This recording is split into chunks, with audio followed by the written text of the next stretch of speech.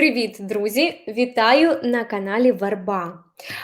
As you probably have seen in my community post, this week I'm very busy with moving to another apartment, another city, but still I decided to record a small video for you about a very useful tool for the Ukrainian language learners. This is a library of different online dictionaries of the Ukrainian language that can be a huge helper for you when you do your homework or any other kind of task or just learning Ukrainian. It's called GOROH, and I will leave the link on it under my video. It's not an advertisement or something, it's just a really cool tool that I use myself when I prepare lessons or when I just need to check something, and I really am absolutely sure that it could be a huge helper for you. So let's see its advantages and how to use it. For example, you have a word that you need to check. Let's take at first a noun, iменник. For example, it will be the noun аптека. So you go to the website and you write down аптека. Here it is, аптека. And we need to take a look at the panel on the left side. Here we have тлумачення. Тлумачення is a definition. So on this page we see the definition of this word. It's very cool for more advanced students. Also it shows the gender of the noun. Жіночий рід, as you can see. Then the coolest part of this dictionary is словозміна, so changing of the word.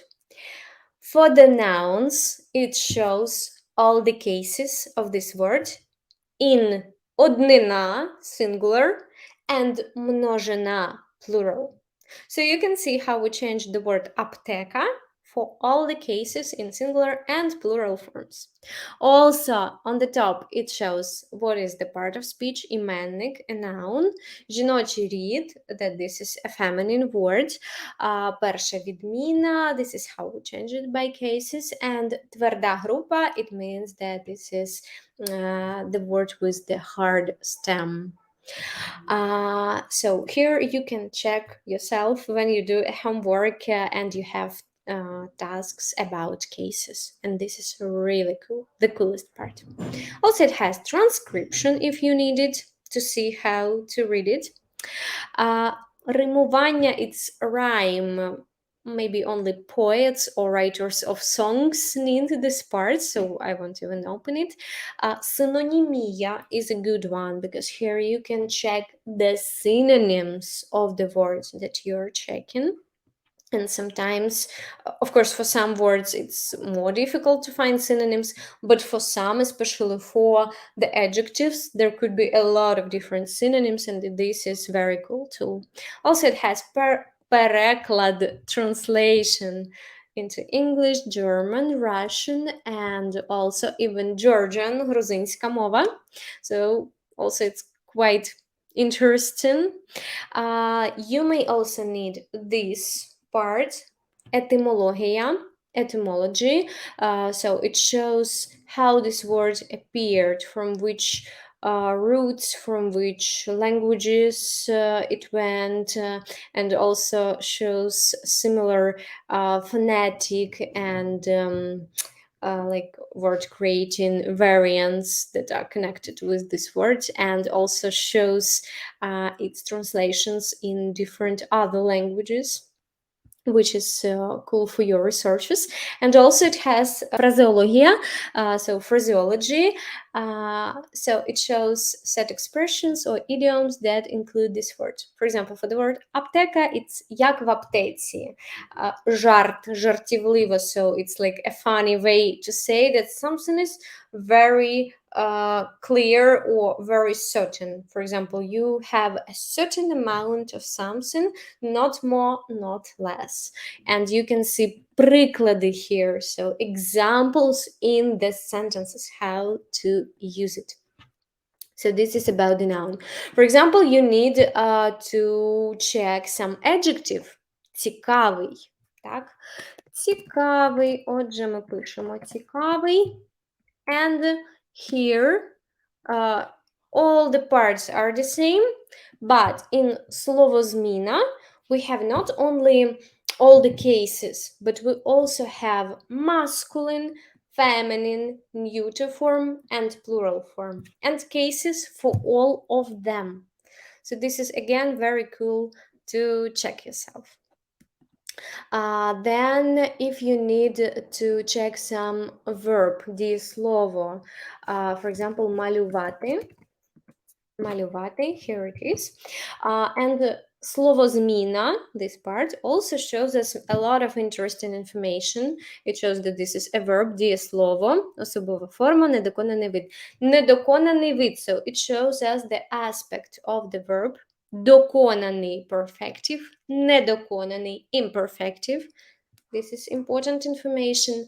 Нерефлексивне, so non-reflexive, doesn't have postfix. And it has its changing.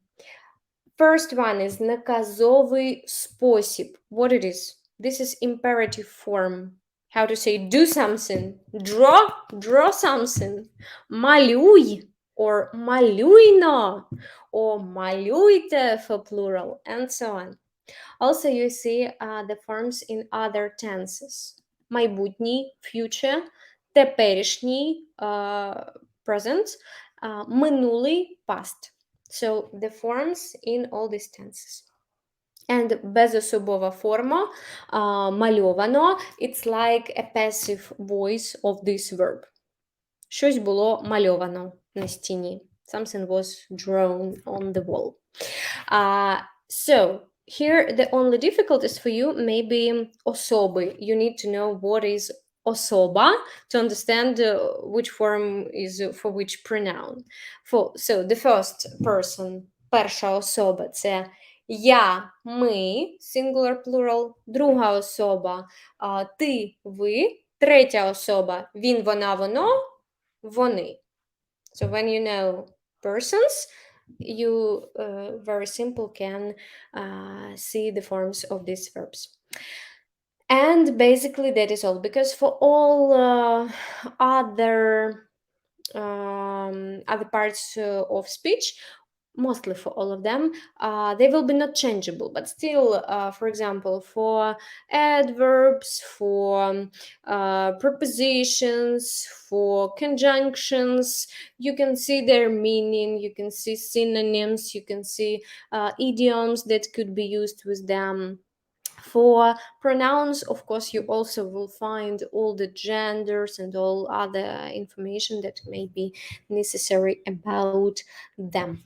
So in general, that is all. That is all how to use this dictionary. You can see that this is extremely useful, extremely simple to use, and I recommend you to go there now, to play with it a little bit, and definitely to use it as a very cool tool for you. Yeah. Also, I invite you to subscribe to my Instagram account if you're not subscribed yet, to give a thumb up to this video, maybe to share it with friends who also learn Ukrainian. Maybe they don't know about this tool yet. And I think I'll see you already next week. На все добре, друзі! Бувайте!